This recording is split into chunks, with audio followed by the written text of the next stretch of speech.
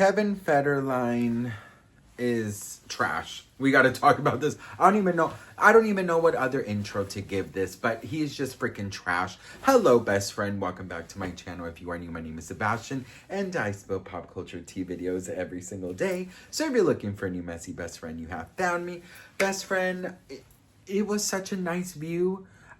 So I'm staying in front of this beautiful cathedral, and I wanted to share it with you guys. But as I was filming my other videos, the sun started going down. So you don't get the damn view. But you do get some cute vlogs at the end. So stay tuned for that. But listen, best friend, we got to talk because Kevin Federline's cover for the book came out. And it is a jump scare. It's just horrible.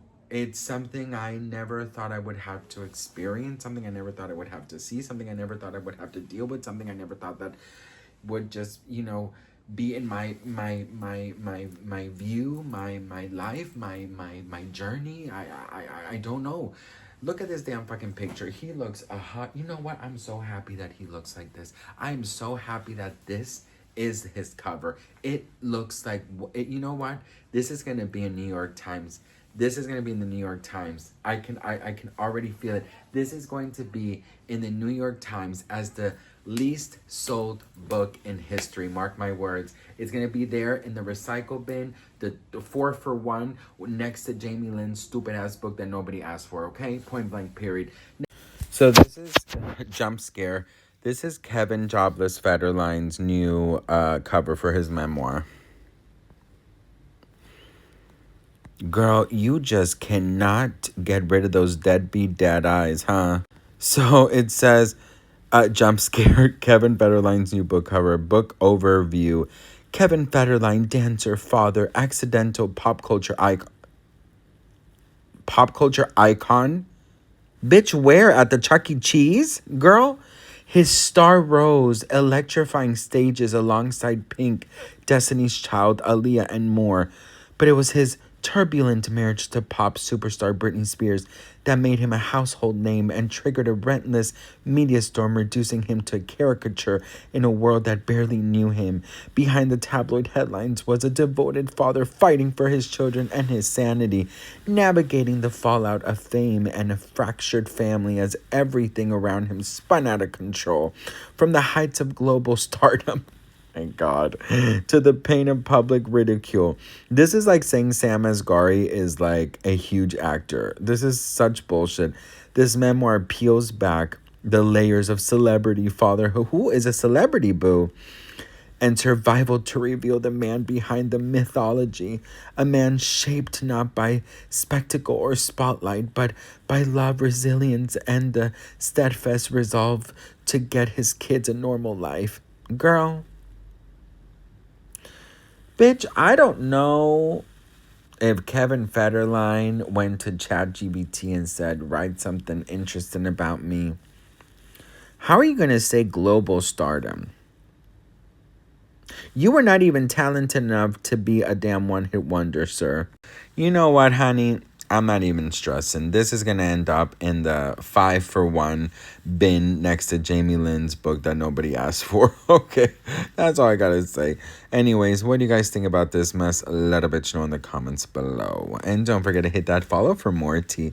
Kevin, I suggest you go on Craigslist.com, boo-boo, and get yourself a job. Now, I did want to address something, best friend, because last time when I did the video announcing his book, some of you guys had an issue with me saying that he does not deserve to tell his story.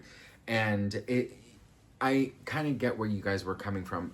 I did receive a couple messages basically saying like, look, we agree with you. He's trash, but he's also human and he also went through stuff. And, we can't just blindly follow Brittany and say she's picture perfect. So here's the thing. I have never said she's picture perfect. I've never said that she's not guilty of anything, What I do always mention is her conservatorship and how disgusting she was treated, how inhumane I believe she was treated. This is just my opinion. I feel in my heart that Britney Spears was treated so unfairly and so disgustingly, okay? And if I'm being very honest, I do know, I mean, I don't know for a fact, but I can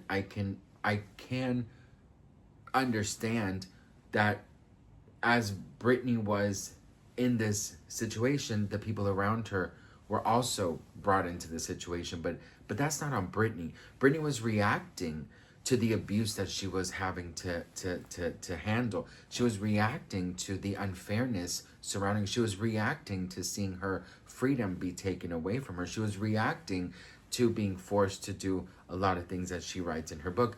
So I just have to say, like, if people had a bad time around her, she was just reacting to. And this is not me saying she's Mother Teresa, because I'm sure she's done some pretty fucked up shit in her past. But the fact that this man, if you can even call him that, is now going to release a memoir that has probably 10% to do with him and 90% due to his life with Britney pre and post and during, that I do find it to be so incredibly disgusting. And I don't think that he should. And as I told you guys last week, that Britney was very upset behind the scenes. All of the major publications are now reporting on how she is livid, how she is not going to be taking this down, and how she is going to legally fight. And I just want to say one thing, because sometimes I do videos and I don't really explain explain where I'm coming from. I loved Britney since I can remember, okay? Britney has always been my number one. Britney has always, I've always had a very special love for Britney. I think you guys know this. When it comes to Britney and Selena Gomez, I'm just like, I'm ready to go. But I do have to say, for those saying that I blindly follow Britney, I don't know, I don't blindly follow anyone but God or my faith, period. You know what I mean? Like, that is, I do blindly follow my faith. Britney is a human just like you and I. I'm sure Britney has done many mistakes. I'm sure Britney has regretted a lot of things. But what I do have is empathy. I do feel sorry for her. Because even if you never met Britney, you could tell before this conservatorship, she was such a happy-go-lucky, fun, wild-spirited person, down to earth. Every single person who has worked with her or met her has always said she is the nicest celebrity, the most laid-back, down-to-earth celebrity. And they turned her into what we see now. A recluse who is scared to leave her house, who doesn't trust anybody. And guess what, best friend? I would be the same. After my own family betrayed me, I'd be terrified to trust anybody. So having said all of this, I don't blindly follow anyone but God. But I do feel bad for her. And I do feel anger for what they did to her. Because, as I said before, she was a person who loved to live her life. And now she is terrified to trust, to go out, to be seen. That's why she stays home and she films. Because at home, no one can hurt her. No one can use her. Hopefully not.